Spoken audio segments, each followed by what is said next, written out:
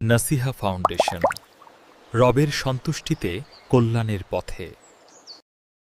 ওয়াহাব ইবনে মুনাব্বিহ রাহিমাহুল্লাহ তাআলা তাকে প্রশ্ন করা হয়েছে যে আলাইসা, ওই যে প্রথম যেটা বলতেছিলাম সেটা, আলাইসা কাউলু লা ইলাহা ইল্লাল্লাহ মিফতাহ লিল জান্নাহ, যে লা ইলাহা ইল্লাল্লাহ এই ঘোষণা দেয়া এটা কি জান্নাতের চাবিকাঠি নয়? তখন বলে বালা, হ্যাঁ ঠিকই বলছো, কিন্তু ওয়ালাকিন লিকুল্লি মিফতাহিন আসনানুন, প্রত্যেক চাবির কিছু দাঁত আছে, দাঁত ছাড়া চাবি হয় না। সোজা চাবি যেগুলো, এগুলো দিয়ে কিছু খোলা যায় না, তারা খোলে না। জান্নাত খুলতে হলে তাহলে চাবির সাথে দাঁত, চাবি আছে ঠিক আছে, চাবির দাঁত আছে। এই দাঁতগুলো হচ্ছে কালেমাত তাওহীদের শুরুত। এই শুরুতগুলো যদি কোনো ব্যক্তি পূরণ না করে থাকে তাহলে সেই ব্যক্তি মূলত কালেমাত তাওহীদের মানে ঘোষণা দিয়েও মুসলিম হতে পারবে না। মুসলিম হতে কি পারবে না, শুধু মানে বলে যাব, লিখলে সময় নষ্ট হয়ে যাবে। এক, সম্পূর্ণ অজ্ঞতা ও অজানা মুক্ত হয়ে অকাট্য জ্ঞান লাভ করা। লিখেন, সম্পূর্ণ অজ্ঞতা ও অজানা মুক্ত হয়ে অকাট্য জ্ঞান লাভ করা। এই বিষয় সম্পর্কে আপনার যেই মানে জ্ঞানগত দিক থেকে যেই ত্রুটি আছে, জানা নেই যেগুলো, এই জিনিসগুলো অবশ্যই আপনাকে জানতে হবে। যে আমরা অর্থ সম্পর্কে এখানে 4টি কথা বলছি, ঠিক না? 5টি আলোচনা রয়েছে, তো তাহলে বুঝা গেল যে 4টি 22 থেকে 4 বিয়োগ দিলে কত হয়?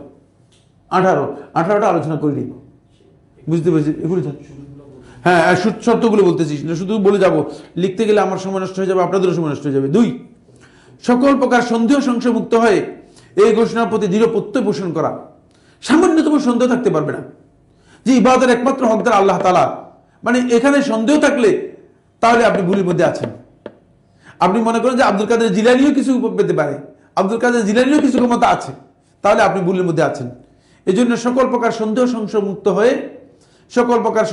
মুক্ত হয়ে এই ঘোষণা প্রতি দৃঢ় প্রত্যয় পোষণ করা। 3, সর্বান্তকরণে এই বাণীকে মেনে নেয়া এবং কোন ধরনের প্রত্যাখ্যান না করা।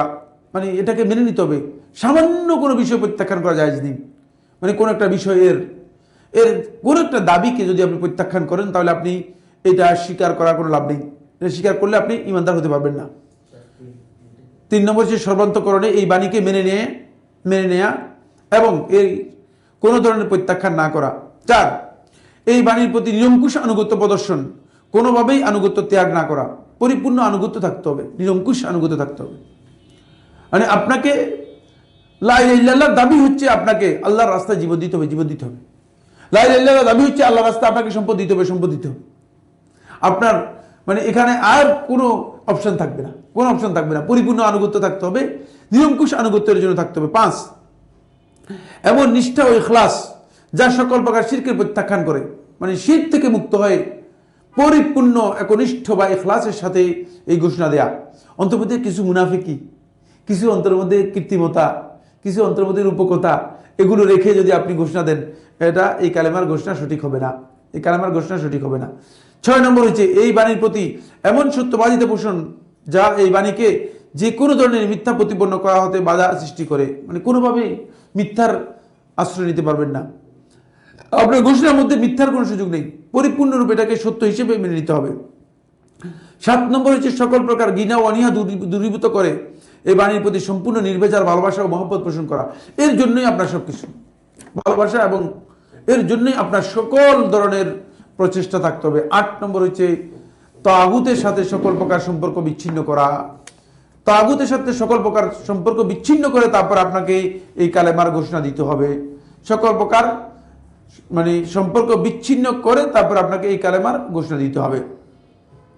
আসেন এই কালেমার মানে শাহাদাতুল উলুহিয়্যা বা এই কালেমার দাবিগুলোর মধ্যে কিছু দাবি আপনাদের সামনে আলোচনা করব, মানে কয়েকটা দাবি আলোচনা করব, অনেক লম্বা আলোচনা, মানে এরপর আমরা অন্যদিকে চলে যাব। 1 নম্বর দাবি হচ্ছে সেটা হলো আল্লাহ ছাড়া আর যত উপাস্য রয়েছে সকল প্রকার উপাস্যের ইবাদত, আরাধনা ও পূজা পরিত্যাগ করা। এগুলোকে আপনাকে অবশ্যই কি করতে হবে? ত্যাগ করতে হবে, বাদ দিতে হবে। যেমন মাজার, কবর, তারপরে এগুলোতে মান্যত করা, এগুলোতে গরু ছাগল এগুলো দান করা ইত্যাদি যেগুলো আছে সবগুলোকে আপনাকে অবশ্যই কি করতে হবে, ত্যাগ করতে হবে। এরপর যে তৌহিদ বিরোধী সকল প্রকার বিশ্বাস, কথা এবং কাজ বর্জন করতে হবে। তৌহিদ বিরোধী যত কাজ, কথা এবং কাজ আছে সবটাকে বর্জন করতে হবে আপনাকে।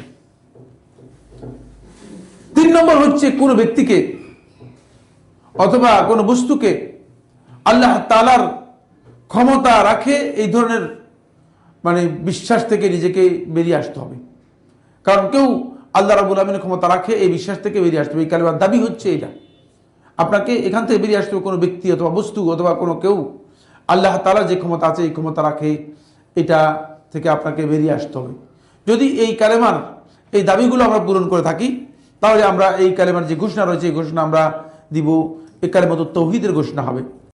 নাসিহা ফাউন্ডেশন, রবের সন্তুষ্টিতে কল্যাণের পথে।